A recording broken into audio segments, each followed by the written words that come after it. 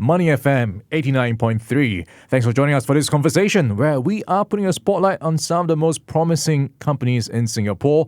And no annual award better honors the bold ambition of Singapore's young businesses under 10 years old than the Emerging Enterprise Award, jointly organized by the Business Times, the Financial Daily under Singapore Press Holdings, as well as OCBC Bank.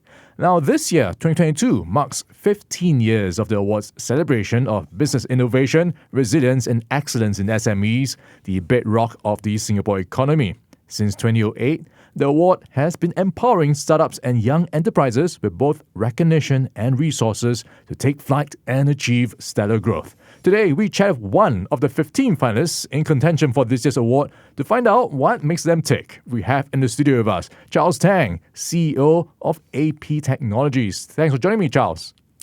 Thank you for having me here, Ryan. All right, let's get into your business, AP Technologies. You are in the medical field and you specialize in catheters and tubings. For someone who's not very familiar with this industry, what do you do exactly?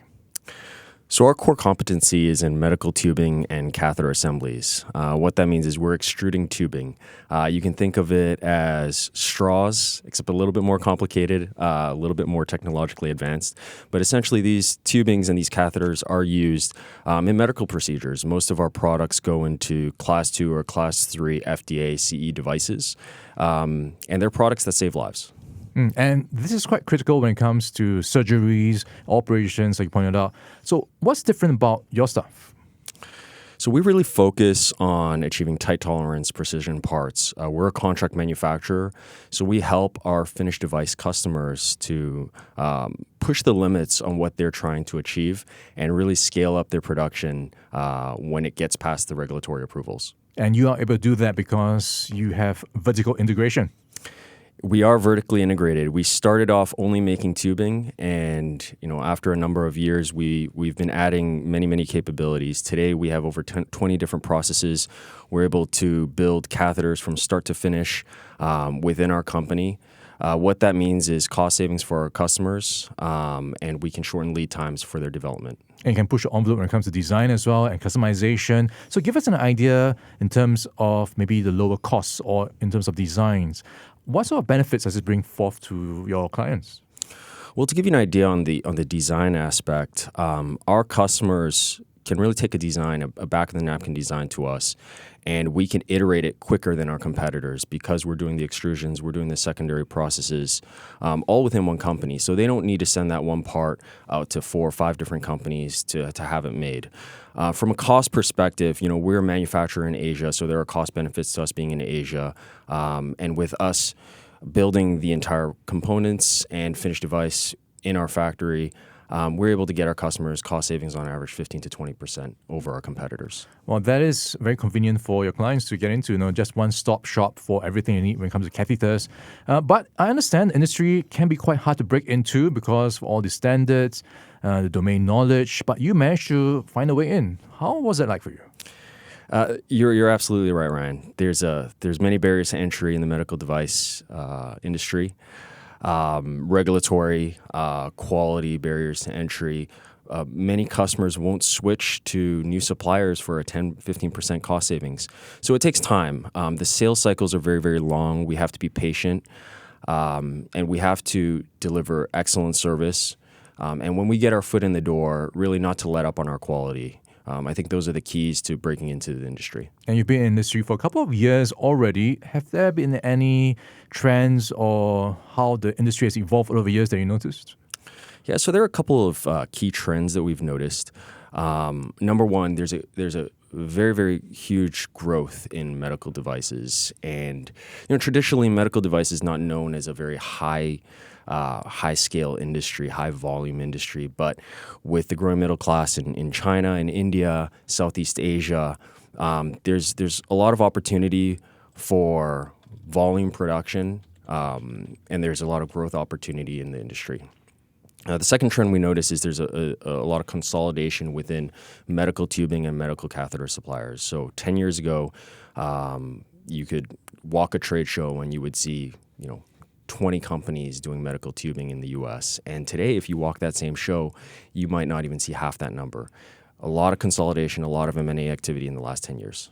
Charles, times have changed. And talking about times changing, and the backdrop is a lot of issues with supply chains, expenses, things of raw materials are going up. How has that been affecting your industry? It's had a huge impact, supply chain in medical devices. So there are key components now that are very, very difficult to secure.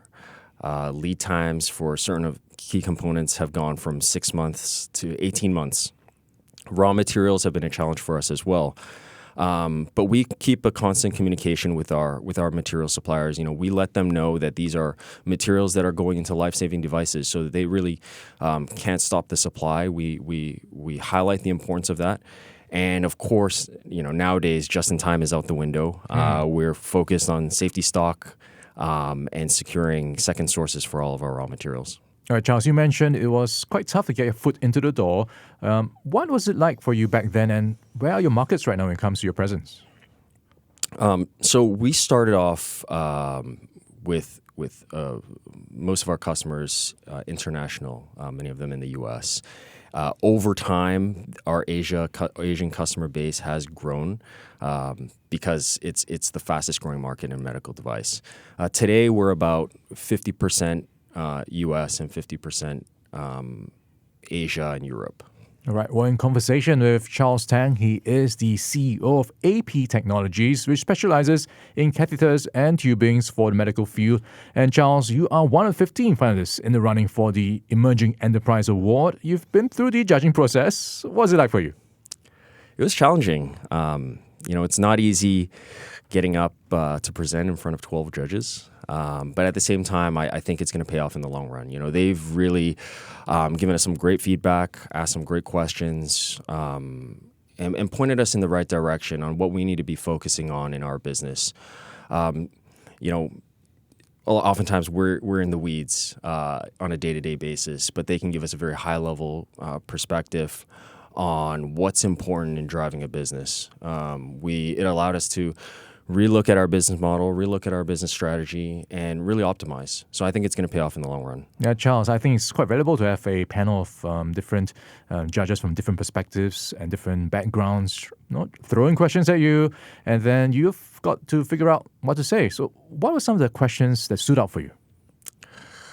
Well, there were questions on our competitive advantage, and what sets us apart from our competition.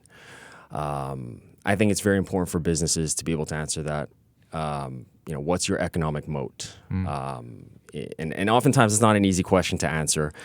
For us, we've been working on that since day one. How do we build up capabilities and the defensibility of our business? So for us, it's been adding capabilities, being vertically integrated, and I think we were able to articulate that to the judges quite well. All right, Charles, did anyone ask why it's called AP Technologies?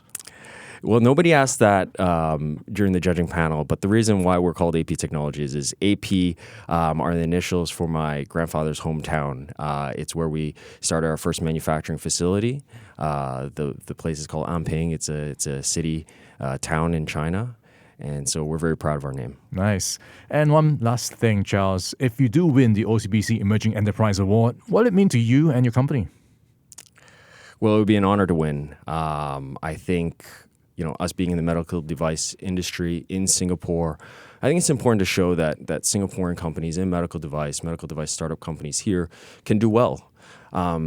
It's an industry that's oftentimes dominated by larger countries like the U.S. and China. So I think if we do well here, it would mean a lot to us. It would mean a lot to our team, the recognition and showing that we can do this here in Singapore. Right. All the best for the future, Charles, and the company as well. We've been chatting with Charles Tang. He is the CEO of AP Technologies, one of the 15 finalists in the running for the Emerging Enterprise Award, jointly organized by the Business Times as well as OCBC Bank.